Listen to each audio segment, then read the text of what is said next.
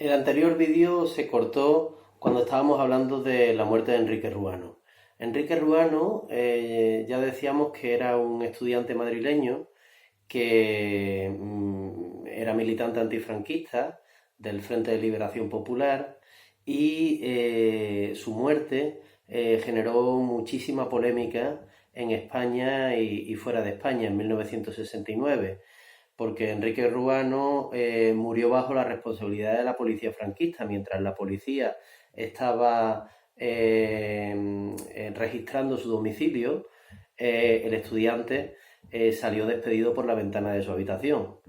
Por lo tanto, bueno, el régimen franquista intentó echar tierra encima de este suceso e intentó tapar lo que ocurrió, pero de lo que no cabe duda es de que murió bajo la responsabilidad de la policía.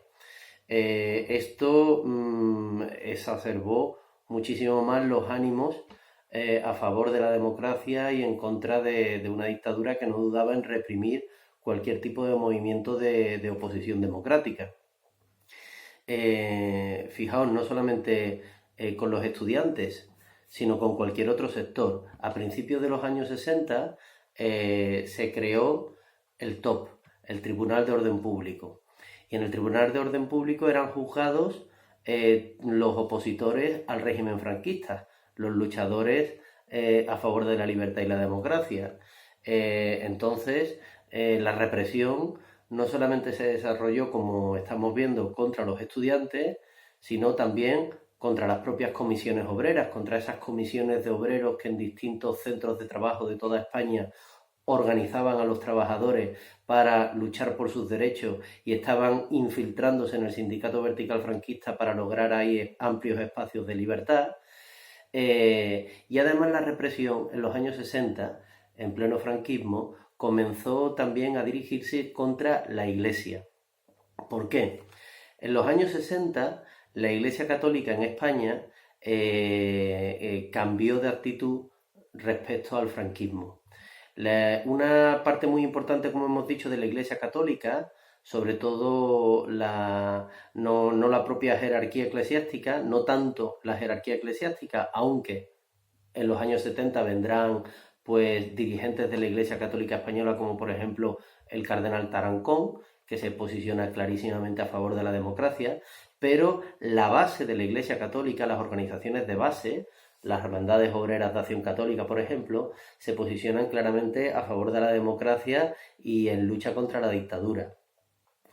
En 1966, por ejemplo, convergen en Barcelona el movimiento estudiantil de oposición a la dictadura de Franco con la propia Iglesia, que se posiciona a favor de los estudiantes y en contra de la dictadura. Los estudiantes de Barcelona estaban reunidos en asamblea para intentar formar ese sindicato democrático de estudiantes del que hablábamos antes, y en 1966 los estudiantes se reunieron en asamblea en el convento de los capuchinos de Barcelona. La policía de Franco rodeó el convento y cargó dentro del convento contra estudiantes y contra frailes capuchinos. Esto fue lo que pasó a la historia con el nombre de la Capuchinada de Barcelona. Además, posteriormente, los frailes capuchinos se manifestaron por el centro de Barcelona contra la represión policial ejercida por las autoridades y fueron también apaleados por la policía. Es que no solamente eran los trabajadores, no solamente eran los estudiantes, no solamente eran los intelectuales, que la Iglesia Católica, que en los comienzos del franquismo fue un sostén fundamental del régimen dictatorial, a partir de los años 60, que la Iglesia se posicionara en contra del régimen franquista, esto descentró por completo a las autoridades de la dictadura y al mismo Franco. El abad de Montserrat, en varias ocasiones, pues se convierte en la segunda mitad de los años 60 en una figura de referencia en Cataluña, lanzando proclamas en contra del régimen de Franco. En 1970 se produce el famoso juicio de Burgos. El juicio, el proceso judicial mediante el cual son juzgados quienes formaban la cúpula dirigente de ETA, Julen de Madariaga y otros dirigentes de la organización ETA. A mediados de los años 50 surgió ETA como una organización juvenil que agrupaba en el País Vasco a jóvenes contrarios a la dictadura. Lo que ocurrió fue que en 1968, sobre todo a partir de 1968, ETA se posiciona en clave nacionalista, exigiendo la separación del País Vasco del resto de España, y emprende una lucha terrorista. Emprende pues una lucha mediante atentados terroristas. Entonces, bueno, de hecho los primeros atentados terroristas de ETA se producen en el año 1968. En 1970, una vez que se detiene a la cúpula dirigente de ETA, en 1970 se produce el famoso proceso de Burgos por el cual son juzgados. Juan Creix fue un famoso comisario de policía franquista que logró la detención de la dirección de ETA, que fue juzgada en el proceso de Burgos en 1970, que después además vino a Sevilla y logró pues desarticular al Partido Comunista en Sevilla. Juan Creix fue el comisario de policía que mandó a la policía armada franquista a apalear a los frailes capuchinos durante la capuchinada en la Barcelona de 1966. Bien, por lo tanto, los órganos y los instrumentos de represión del régimen se acentuaron y se emplearon a fondo contra los distintos sectores sociales y políticos que cada vez con más fuerza presionaban en contra de la dictadura, buscando espacios de libertad, espacios democráticos. En 1973, el 20 de diciembre de 1973, ETA ejecuta la llamada Operación Ogro, mediante la cual en el centro de Madrid pone una bomba al coche oficial del jefe del gobierno de Franco, el almirante Luis Carrero Blanco, que murió en aquel atentado. Como presidente del gobierno fue sustituido por Carlos Arias Navarro. A partir de ahí, desde el 73 hasta el 75, hasta el 20 de noviembre de 1975, que es cuando muere el dictador, la represión no deja de desarrollarse de una manera muy potente contra toda aquella oposición al régimen. De hecho, en 1973 se produce el juicio de los 1001, en el que es condenada a muchísimos años de cárcel toda la dirección nacional de las comisiones obreras, que habían sido detenidos.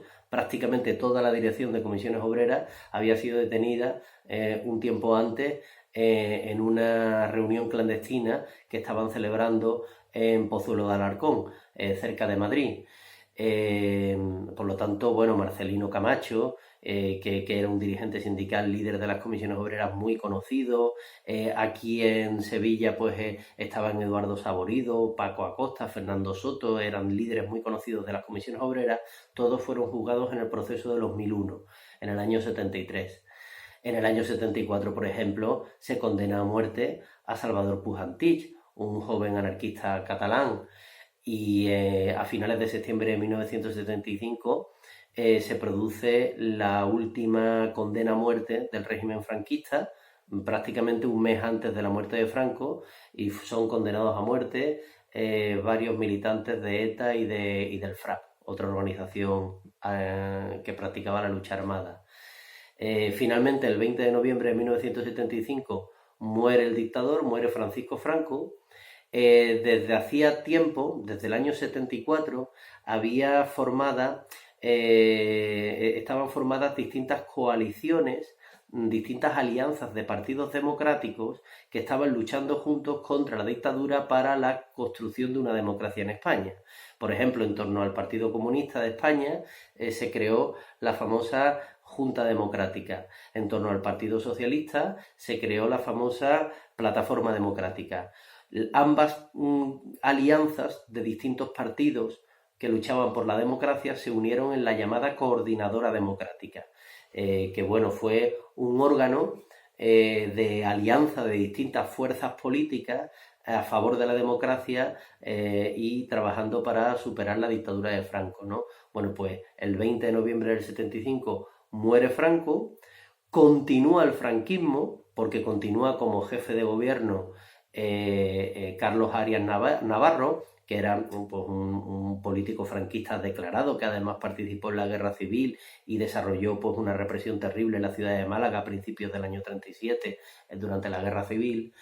El jefe del Estado pasa a ser el rey Juan Carlos, porque en 1969 se había designado al rey Juan Carlos como sucesor de Franco, y a partir de la muerte de Franco, el 20 de noviembre del año 75, decimos que empieza la transición a la democracia, pero será una transición gradual, estructurada en distintas fases, porque en un primer momento ya digo que el gobierno lo sigue dirigiendo Arias Navarro, que lo que pretendía era continuar con la dictadura.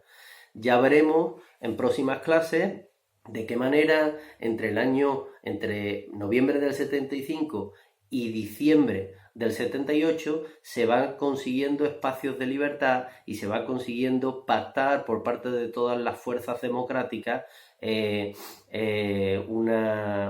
la construcción de lo que será nuestra democracia, las primeras elecciones libres después de la guerra civil, que se celebrarán en junio del 77, y nuestra constitución actual en diciembre del 78. Pero bueno, esto ya será harina de otro costal, lo veremos en próximas clases. Un saludo.